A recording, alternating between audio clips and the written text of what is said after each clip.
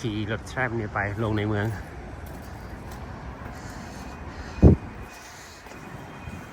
นี่ใช่ไหมฮอกซิเริ่มสถานีนี่อันนี้ตัวนี้ลงไปเหอจัวสถานีเหอจัวแล้วมาลงอยู่นี่ลงอยู่เซิงตู้เวสเรียลสเตชันกำลังทานแล้วคันนี้โบเมนเนาะมันจะมาทางนั้นคันนี้อันนี้โบเมนนั่นจะเป็นเขตโรงเรียนนะเนาะมหาลัยวิศวะอันนี้จะเป็นเจ้าห้ามให้นำขึ้นรถแทรมเนาะทุกคนนี้เจ้าห้าม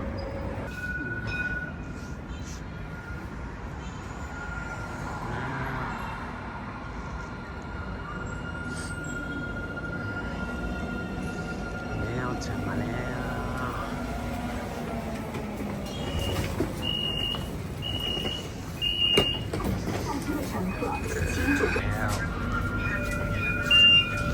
车运行中，请站稳扶牢。上车的乘客，请主动刷卡、投币或扫码。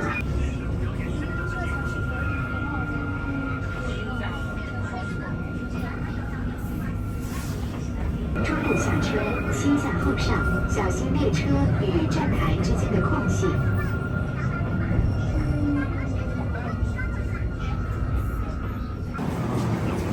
ลงแล้วสิไปต่อรถไฟใต้ดินต่อ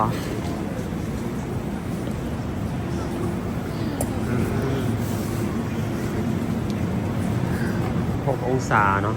หนาวเองตามลูกศรนี่เลย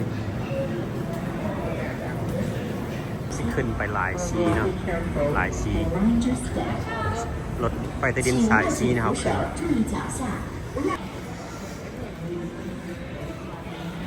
อันนี้สำหรับตู้ที่ซื้อปีรถไฟเนาะนี่มันจะละลายละเส้นรถไฟใต้ดินกับเจ้าเองปะในตัวเมืองจักเส้นจักสายนะเบิงด้วยนี่ตู้กับเจ้าซื้อปีเนาะเขาไม่ได้ซื้อเขาเพราะใส่โทรศัพท์สแกนเลยเอาโทรศัพท์สแกนเอาเลยสแกนแล้วมันก็ตัดเงินผ่าน DCL1 ให้เลย4 หยวนเด้อตลอดทางเลย4 หยวนชึก特此以此提醒您，和万川地铁3号线的乘客，นั่งรถไฟแต่กินก็เคยได้นั่งตั้งจากเชือบนลงสถานีลงนะวันนี้เขาจะไปต่อลาย3เนาะลาย3มันต้องขึ้นลิฟต์ขึ้นไป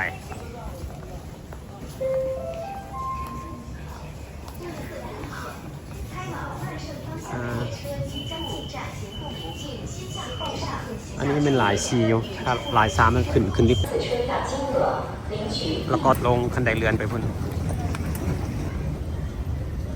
นี่เป็นสถานีท่องเที่ยวภูเขากับเจ้า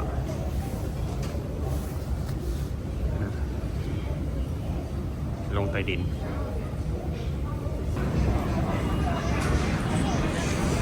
โอ้คนลายรถไฟใต้ดินเนี่ยคนลายเลยนี่ลาย3เลย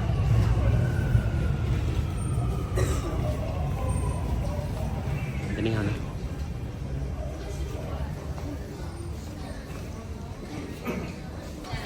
ขึ้นลาย3ไปแต่สถานีเดียวจานเดียวเนาะคือว่าเรียกว่า next station ยังก็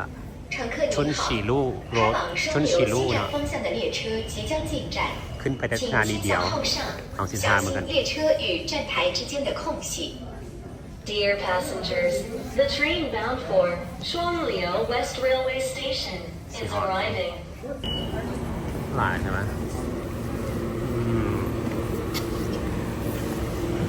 หลายคนเขาลงจากลาย3แล้วจะมาต่อลาย2อีกนี่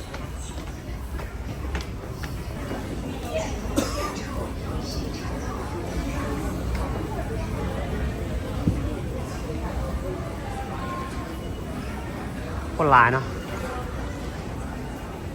นี่คนลายเลย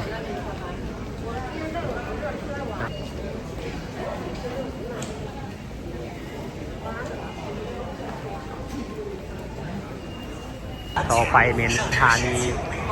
เทียนฟูสแควร์หาก่อนก็ไปจนภัยคนเดียว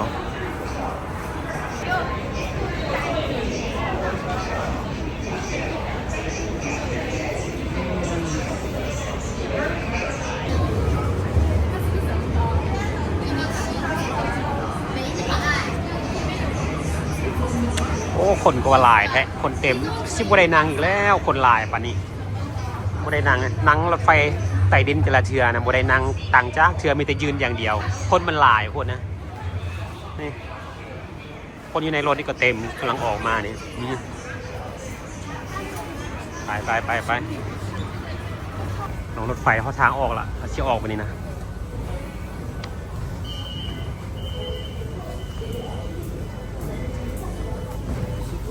exit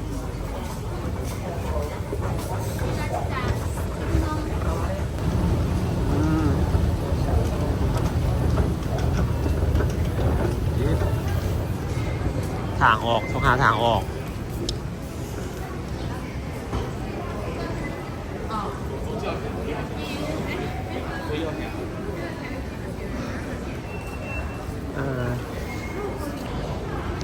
ทางออกเอามาเบิกอย่างนี้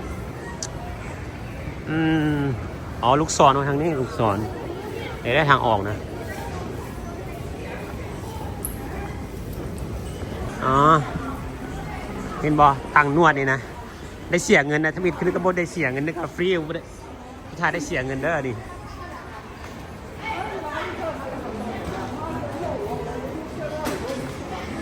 อันนี้คือในตัวเมืองซึงตูเลยว้าวนะ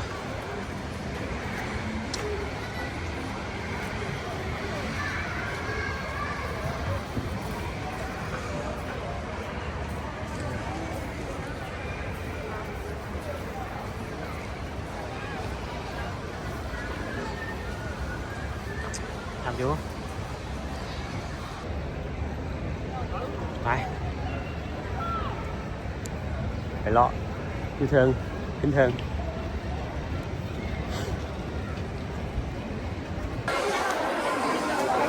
也是有点麻烦。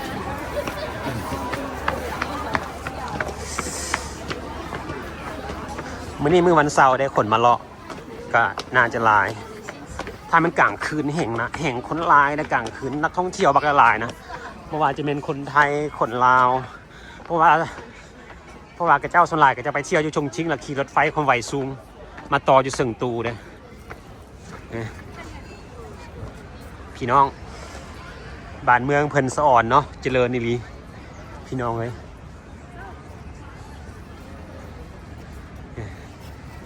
เพียงแต่เจ้าขึ้นจากรถไฟแต่ดินขึ้นมานี่ก็เป็นใจกลางเมืองจะน้อยสภาพี่น้องไปเบิงตึกแพนด้านะแพนด้าปินตึกคือเจ้าว่า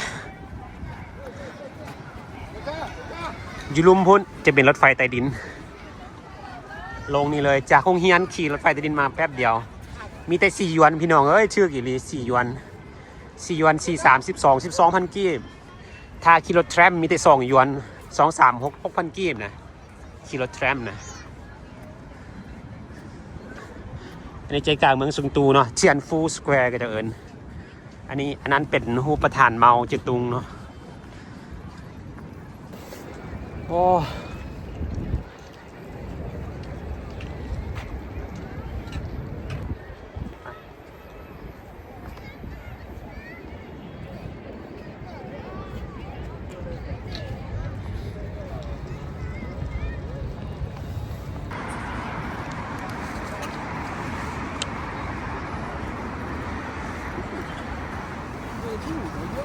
นี่เราทาไฟแดงย่าง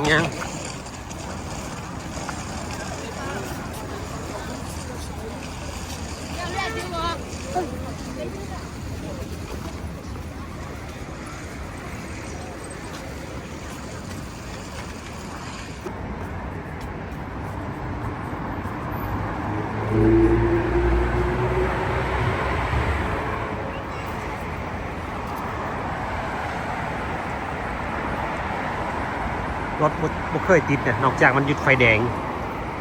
รถก็จะบักหลายๆเนาะเพราะว่าประชากรของแขวงเสฉวนนี่ประมาณ83ล้านคนเนาะแขวงเดียวได้83ล้านคนนะประชากรก็จะ83ล้านคนแต่รถบ่ติดงง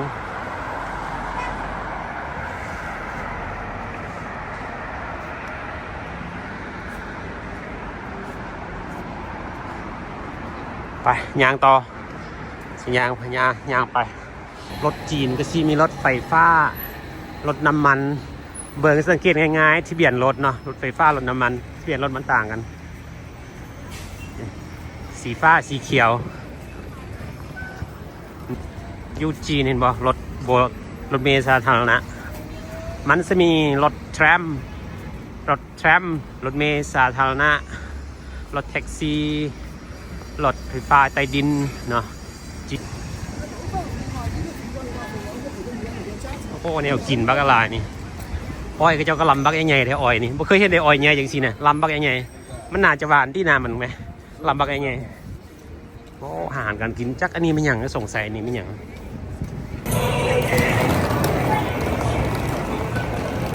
บัดนี้เราจะไปขึ้นครัวขามทางเนาะขึ้นครัวขามทางอย่างนี้เราไปย่างไปตึกIFS เนาะไปเบิงยางไปเบิงแถวนั้นคนบักอะไรแถวนั้นนะถ่ายเป็นวันเสาร์อาทิตย์แห่งลายตอนแรงนะแห่งลายนะคนลายคนมาลินมาเที่ยวนี่ส่วนลาย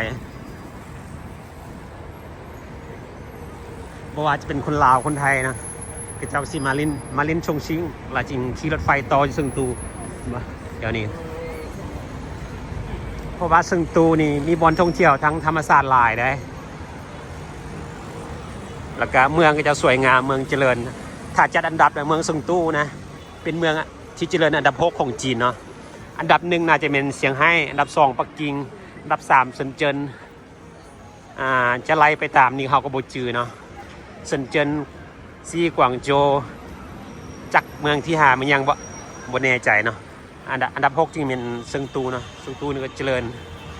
ทันสมัยเมืองทันสมัยนั่นซะ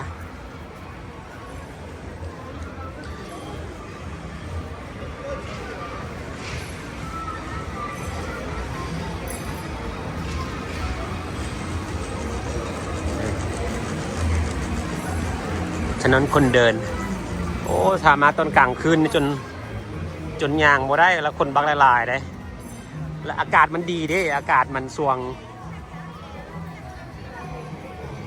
มันก็บ่ได้หนาวหลายสำหรับคนจีนนะแต่สำหรับคนลาวสำหรับก้อยนี่มันหนาวว่าประมาณ 6-7 องศาดีกว่ามันหนาวได้สำหรับเฮานะอันนี้จะเป็นหานที่ระลึกขายที่ระลึกยังบ่มาซื้อบ่ซึ่งตู้จะมีที่ระลึกกับเจ้าสัญลักษณ์กับเจ้าซึ่งตู้คือมีแพนด้าเนาะเนี่ยมีแพนด้าป่ะอันนี้แพนด้าแดงอันนี้มีแพนด้าเนี่ยหานกับเจ้า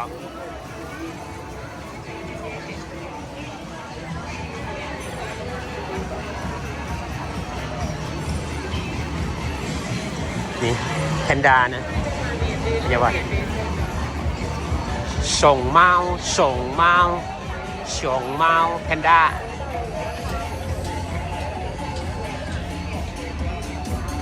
ซอกซอยนี่ว้าว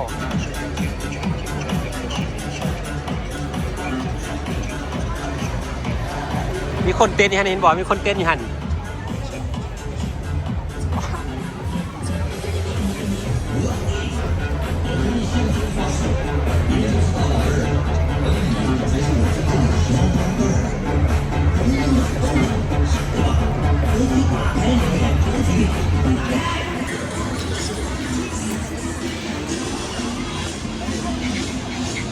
เห็นบ่บ้านเมืองเพิ่นสะอาดได้บ่มีขี้เหงื่อนะสักน้อยสังเกตเห็นขี้เหงื่อซอยนั้นซอยนี้ก็สะอาดนะ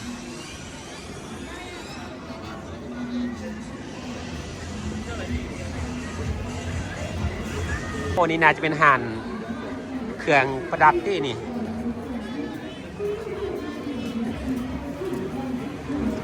คนบักหลายๆเห็นบ่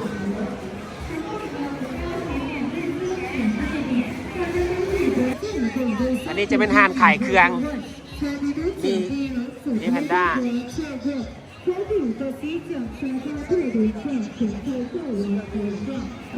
พวกอะไรก็มีแต่คนหนาวๆเนาะ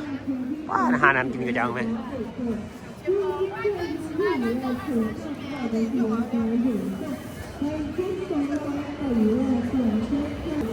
วันนี้เราจะมาเส้นทางตัวนี้เลี้ยวไปเลี้ยวมาไปซอกซื้อของขวัญกัน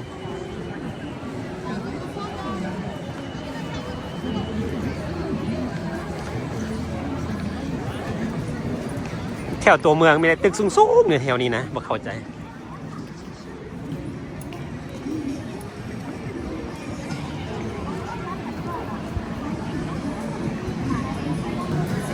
ก็เห็นบ่อันนั้นตุ๊กตานะเห็นบ่นั่นเห็นบ่สามโตนะคัก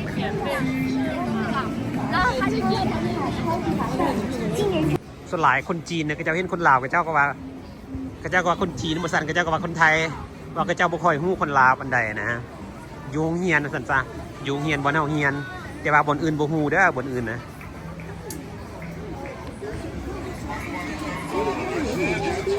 คนบักหลายๆ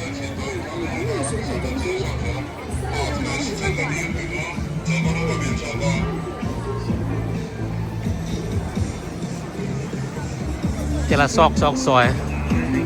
ไปซอยดันต่อ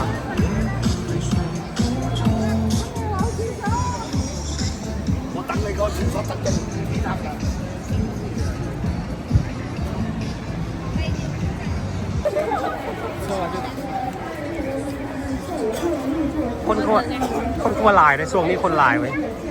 เสื้อลายไปไหน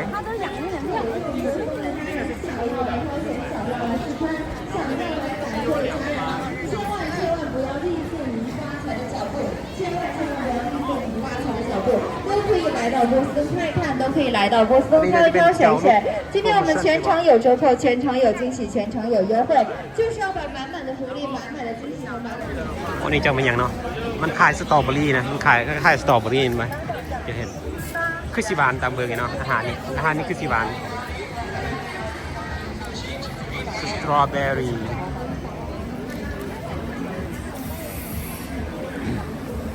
เดี๋ยวขายกันเลยอันนี้เป็นของฝากว่าที่ระลึกวันนี้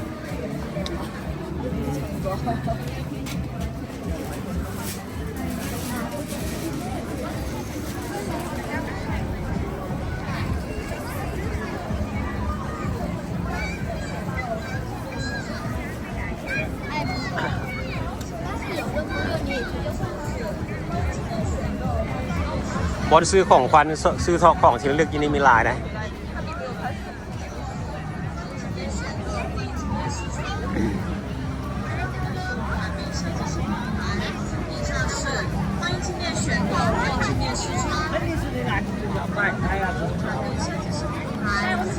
นะพวกนี้สิมารอแถวนี้เด้ออันนี้คนบ่ค่อยหลายเนาะถ่ายมันช่วงตอนแรกคนหลายเลยขนาดว่าคนบ่ค่อยหลายยังหลายปานนี้นะถ้าคนมักอยู่มัวนะ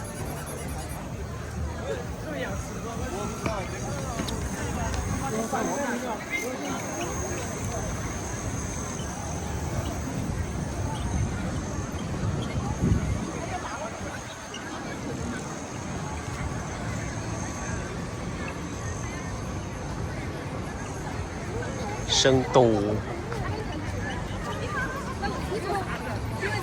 โอ้เมื่อยละ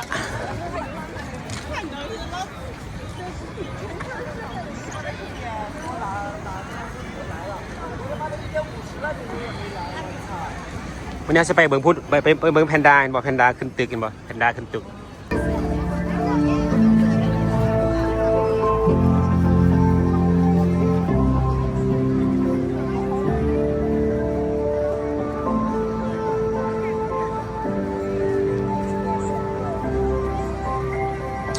ลายอย่างนี้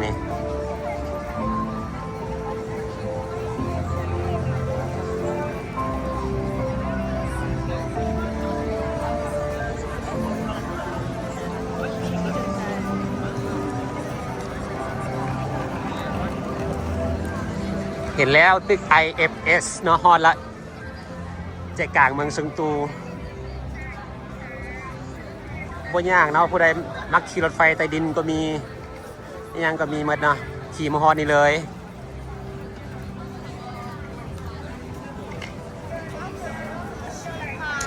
เห็นบอมีแพนด้าขึ้นตึกนะจากน้อยเขาสิลองขึ้นไปพุ่นเนาะไปเบิ่งมีแพนด้าอยู่สันใดบุสัน8ป่ะมีแพนด้าขึ้นตึกนะเอาสิขึ้นไปเบิ่งข้างหน้ามันอยู่พุ่นถ่ายรูปเป็นข้างหน้ามันอยู่พุ่น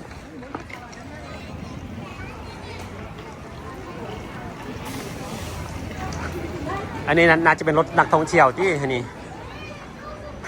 นักท่องเที่ยวไทยบอลาวบอสิกระเจ้าอยากมาเที่ยวที่รถบัสมาจอดอย่างนี้เนาะ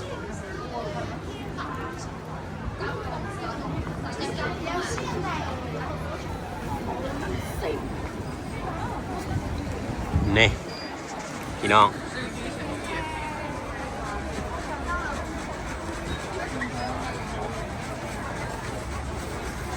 เอาสิขึ้นตัวนั้นเราไปขึ้นน่าจะอยู่สัน8สัน9ไปเบิงมีแพนด้าเนาะย่านเราต่อไปขึ้นอยู่ทางมาลายพุ่นเนาะว่าแถวนี้มันออกบ่ได้ขึ้นไปขึ้นอยู่ทางมาลายเอาแพนด้า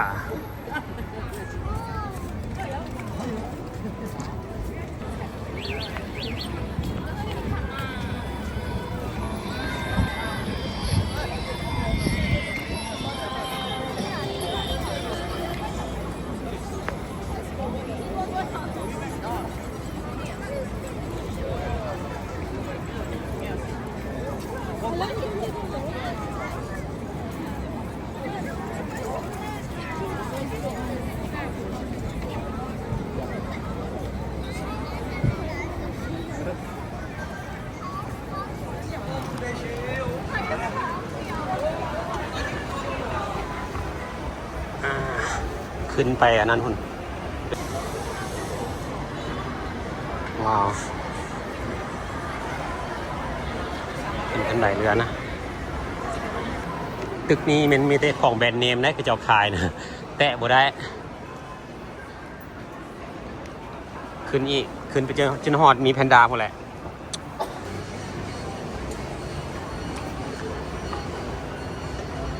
อ๋อฮอดแล้ว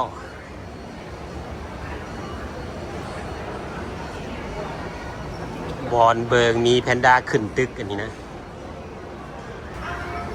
โมเมนต์ดาดฟ้ามันอยู่บนฮอดเครื่องกลางตึกซะนะคนบักอะไรอาหารนี่น่าจะแซ่บคนบักอะไร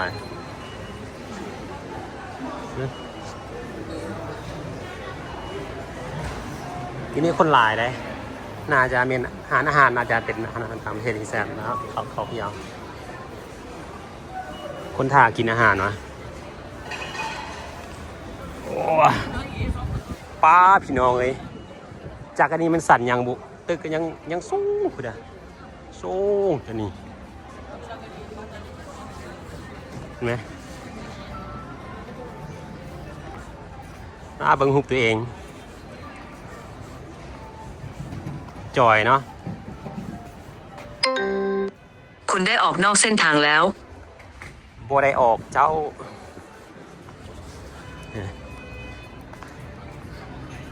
อยู่เทิงจะมีหารอาหารเนาะหารอาหารลายหันเบิ่งไหมคนรอถ่าคิวพี่น้องคนเราถ่าคิวถ่ายรูปน้ำมีแพนด้าขึ้นตึกอันนี้พี่น้องเลยนี่จะต้องรอถ่าคิวนี่ได้ถ้าจะอยากไปถ่ายรูปน้ำมีแพนด้านะมันบ้าอะไรจะเฮาบ่ถ่ายเฮา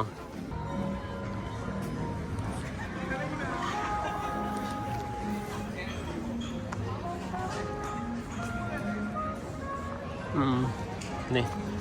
เห็นบ่มีแพนด้านะที่กระเจ้ามักมาถ่ายรูปนะมีแพนด้าขึ้นตึกนะนี่แหละกระเจ้ารอถ่ายคิวไม่ใช่อันที่จริงเราบ่ต้องมาถ่ายอยู่เพิ่นก็ได้อยู่แถวนี้ก็ได้กระเจ้าถ่ายก็น่าจะเห็นหมดนะเนาะ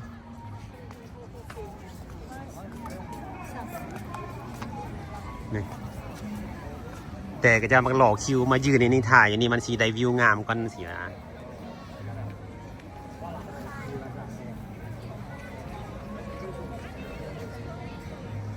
อันนี้น่าจะเป็นสันอย่างเนาะสัน8สัน9อ่ะมันขึ้นอย่างนี้สเต็กห้านอาหารก็เต็มนี้เนาะไม่เห็นละเด้อมีแพนด้าขึ้นตึกเด้อ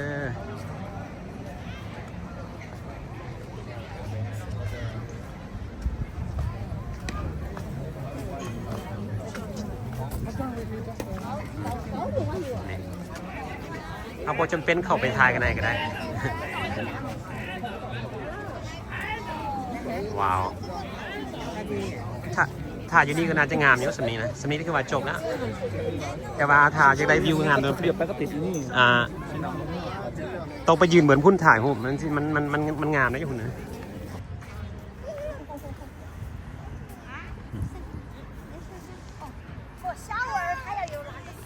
มันรอเมืองแถวนี้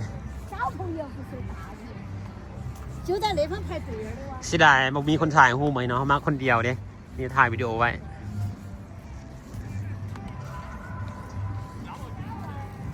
มาหอดมาเชิงเลยเด้อพี่น้องเด้ออย่าลืมพากันเข้าไปเบิ่งเด้อนี่นะคักสุดๆ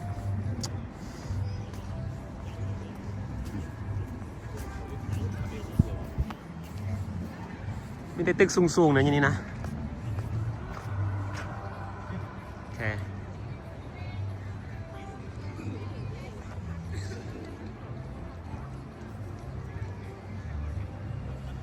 โอเคโอเคนี่คือว่าฮอดแล้วเนาะบรรลุจุดประสงค์แล้วเนาะมาเบิงมีแพนด้าขึ้นตึกอยู่ตึกใจกลางเมืองคือ IFS เนาะตึกนี้เนาะมาสุดยอดละบายบายเจอกันไหมในคลิปหน้าเด้อคลิปนี้ก็วางเท่านี้เนาะมื้อหน้าเจอกันไหมเด้อบายบาย